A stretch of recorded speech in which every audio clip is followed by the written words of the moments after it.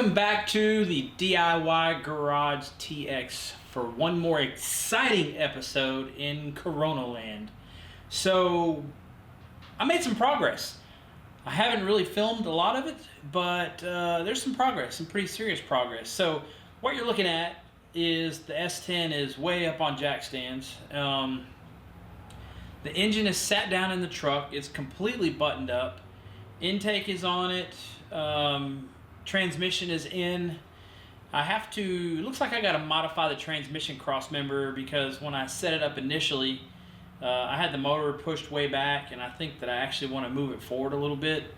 And the crossmember only has bolt holes instead of slots in it, so we got to modify that. No big deal. AC compressor still fits, so that's good news. That is definitely good news.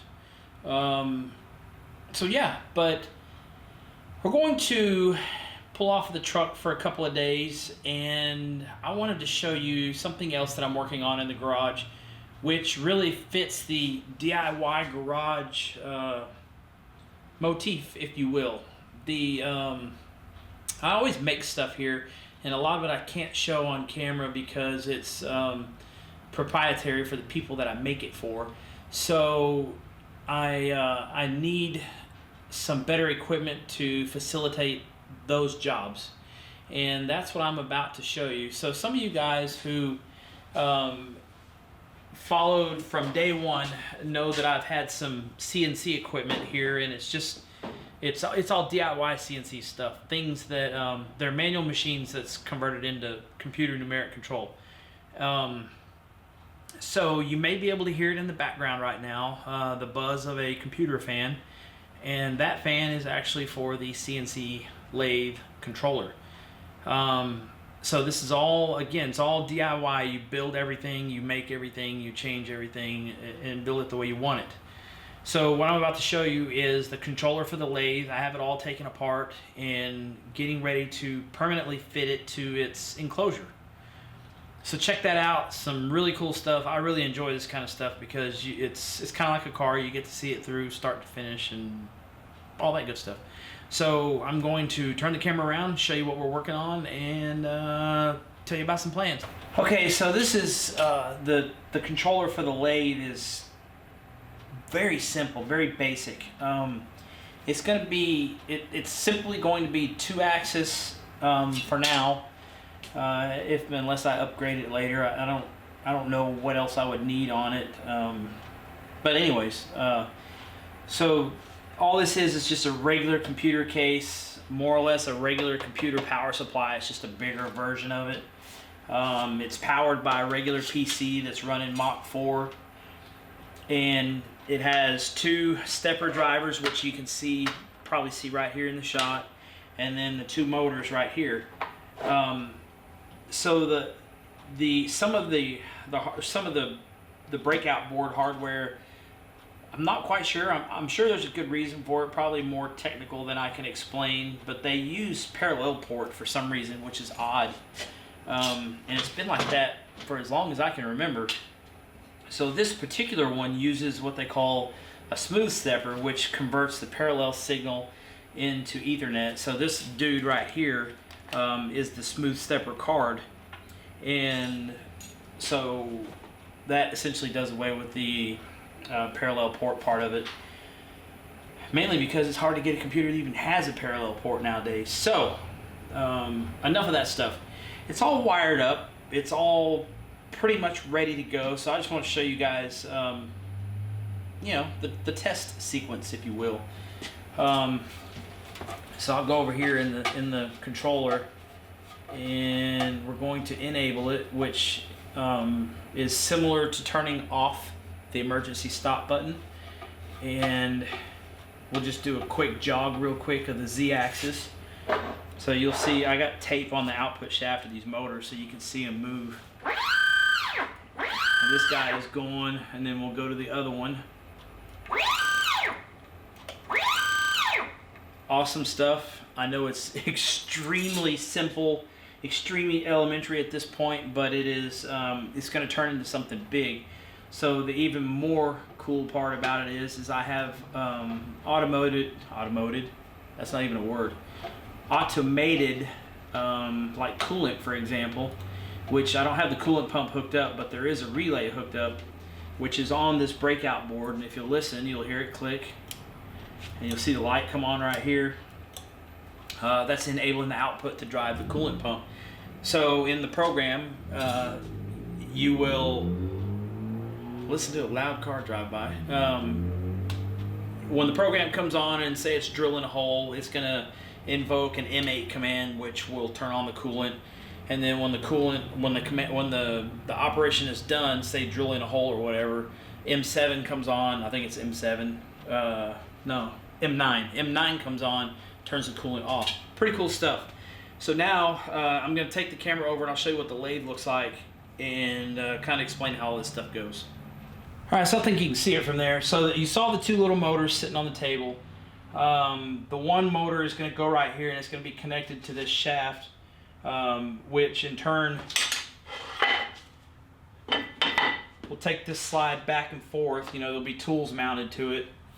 And then this particular shaft mounts something like this. And as you can see, it's already got the plates made that bolt on the end of the lathe. I need to make a bearing block down here, and that in turn connects to the bottom of the saddle, which will move the saddle back and forth this way. If you're not familiar with computer numeric control, it's really, really cool stuff, and there's a huge following for the do-it-yourself crowd. Some of the things that people have figured out in their own garages and workshops just absolutely blows me away. So I don't know how far I'll get on this project this time around, but the main goal, at least at this point during Coronaville, is to get the electronics wired up, or actually not wired up now, we've verified everything works, but to mount the electronics in the enclosure, get the enclosure buttoned up, and get it in a usable state so I can focus on this part of it and machine the rest of the pieces. So let us carry on. Okay, so this video has gone on over the course of a few days, and I actually got a little further along than I expected. So I put the enclosure further together, the electronics enclosure together further, routed some of the wiring, mounted everything in it as far as I could with what I had here, and placed an order for some additional stuff that's going to be here soon. But I set that aside and moved on to the mechanical portion of it, again, as far as I can go with what I have here. And that is putting the slide together, the cross slide, which you saw earlier in the video on the lathe. Now I've taken it off so I can put it together, make sure everything works, and I'll kind of show you before we put it back how it's going to work and how it looks. So check it out. Okay, so what you saw earlier in the video, I had actually placed this on there backwards. This piece goes towards the operator, towards this side.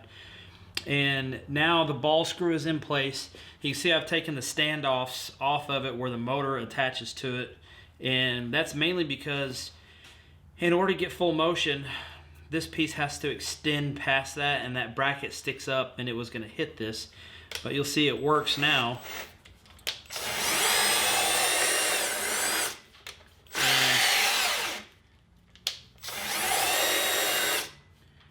Okay, so here it is in its home where it's eventually going to be permanently.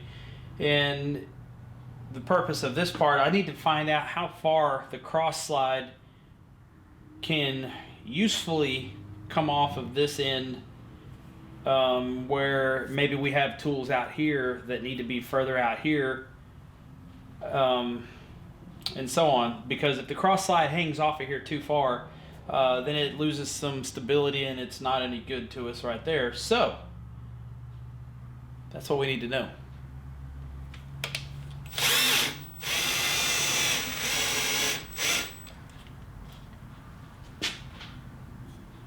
I guess I could compare it to the other lathe as far as the center line of the chuck and the end of the cross slide, and see where it lands, because that lathe is pretty usable the way it sits. So maybe I'll do that. but you get the idea how it works.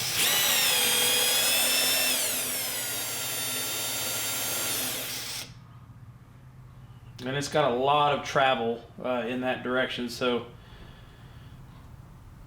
I think we're on the right track. Okay, so the next piece of the puzzle, now that we got that mechanically functional, is getting this mounted up here. And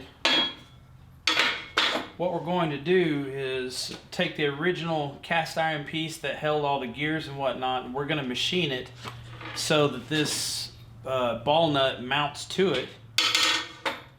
And hopefully that will be easier than the rest of it, or any other options, I guess. So, well, hello, random messenger person.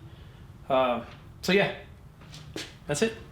Okay, that's probably a good place to end the video, because we have some parts that I have to draw up in CAD, and some parts that I thought I had that I don't have, that I may or may not have thrown out in the scrap pile. So it's a good time to get creative and make something new or different, I guess. I don't know how to describe that, but you'll see in the next video. I already got some good ideas, so we'll kind of take it from there. But if you have made it this far, thank you very much for stopping by. Give it a thumbs up, subscribe if you haven't, so you can see the future progress or lack thereof in the upcoming videos, and of course on the S10. Got some new parts in for that as well, so the videos are going to kind of get mixed up from here until the end of Coronaville, until we can get back to racing. So thanks again, guys. We'll see you in the next video. Have a good one.